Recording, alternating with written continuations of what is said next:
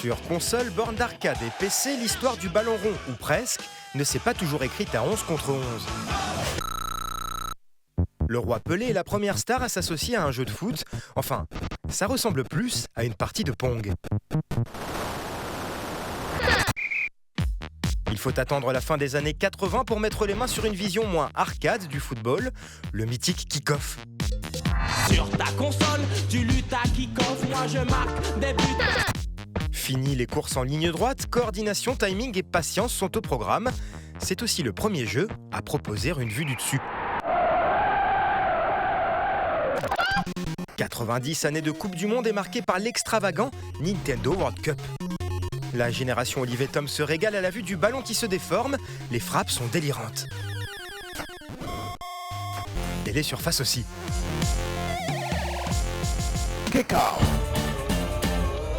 Les années 90 sonnent le début d'un nouveau match entre Sega et Nintendo.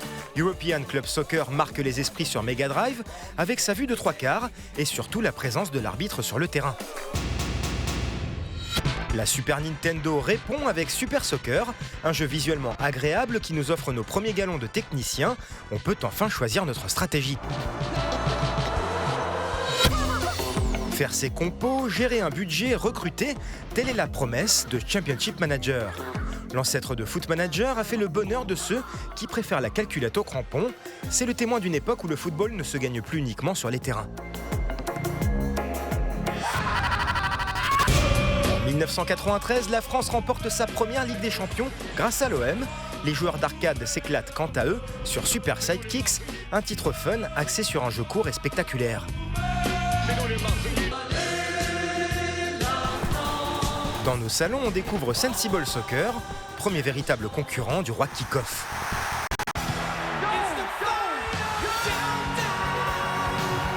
Mais ce match est vite éclipsé par l'éclosion de deux jeunes premiers, FIFA International Soccer et International Superstar Soccer.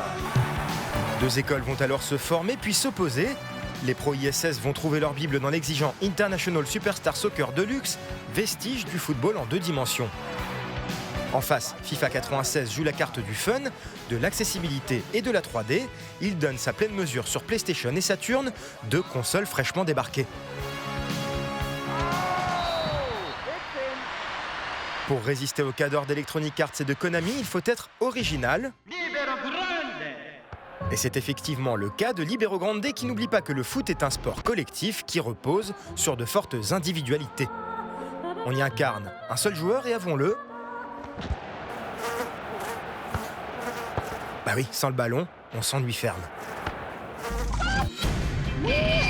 En revanche, dans FIFA 98, on ne s'ennuie pas. EA a mis le paquet dans l'ambiance et nous propose enfin des commentaires en français. Joyau, le gardien n'a pas bougé. À la présentation, Jean-Luc Reichmann et au micro, David Ginola, et le regretté Thierry Gilardi. Le ballon est intercepté. Les grands noms vont alors se succéder aux différents postes de commentateurs de nos jeux, dont certaines phrases marqueront à jamais nos mémoires. Un but splendide. Le gardien est bel et bien battu. Une finition impeccable. On dira ce qu'on voudra, mais pour moi, ce joueur n'a rien à faire sur un terrain de football. Il tire. Même un écolier aurait marqué. Il a bien mérité sa prime. Au prix qu'on vous paye, allez-vous vous décider à jouer. Mention spéciale à monsieur Yves Lecoq qui nous a fait rêver lors de nos parties d'Adidas Power Soccer 2. Quel attentat! Mais que fait Vigipirate? En 98, les salles d'arcade vibrent sur Neo Geo Cup et Virtua Striker 2. Sur la pelouse du tout nouveau Stade de France, les Bleus, eux, sont champions du monde. On a pu refaire le match France-Brésil à souhait grâce à l'excellent FIFA Coupe du Monde. Avec les hymnes, s'il vous plaît. Coupe du Monde 98. Ah là là. Meilleur jeu de la Terre. Et super année de l'abolition de la culpabilisation d'avoir une calvitie grâce à Zidane et Barthez. Voilà. Avec Deschamps à l'époque, Avec il Deschamps. était déjà là. Ouais. Et tout, c'était incroyable ce jeu, ça c'était dingue. Bon, maintenant tu vois que bon, le temps est passé, hein, mais c'est vrai que sur un flat screen, c'est bizarre. Ouais. J'ai l'impression de jouer avec 8 pixels. Voilà. Attends, j'ai envie de te mettre un but quand même. Mais ouais, super jeu. Gilardi en commentaire. C'est ça. Ouais. Monsieur Gilardi, personnellement, c'est avec lui que j'ai fait mes premières chroniques sur Canal+. Donc, je t'embrasse, Thierry. Oh, les champions, est tous ensemble, c'est le grand jeu, la France est debout. Après avoir survécu à ce bel exploit, on bascule dans les années 2000. Nouveau siècle, nouvelle console, c'est le début de l'ère PlayStation 2 et Xbox. La série ISS Pro, connue au Japon sous le nom de Winning Eleven, est rebaptisée Pro Evolution Soccer. FIFA s'est trouvé son meilleur ennemi.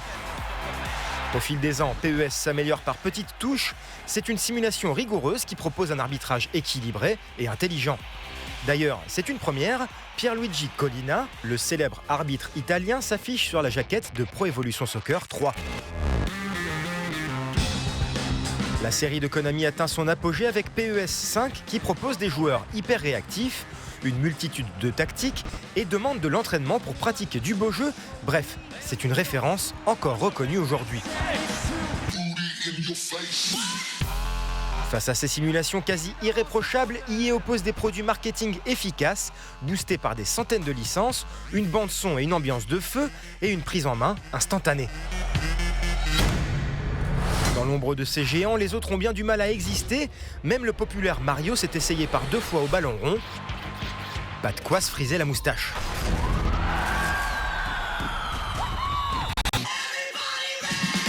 Rien ne semblait perturber la marche en avant de la saga PES.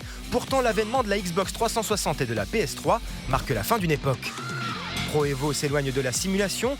De son côté, à force d'ajustements, FIFA lui s'en est rapproché pour atteindre la quasi-perfection avec FIFA 10.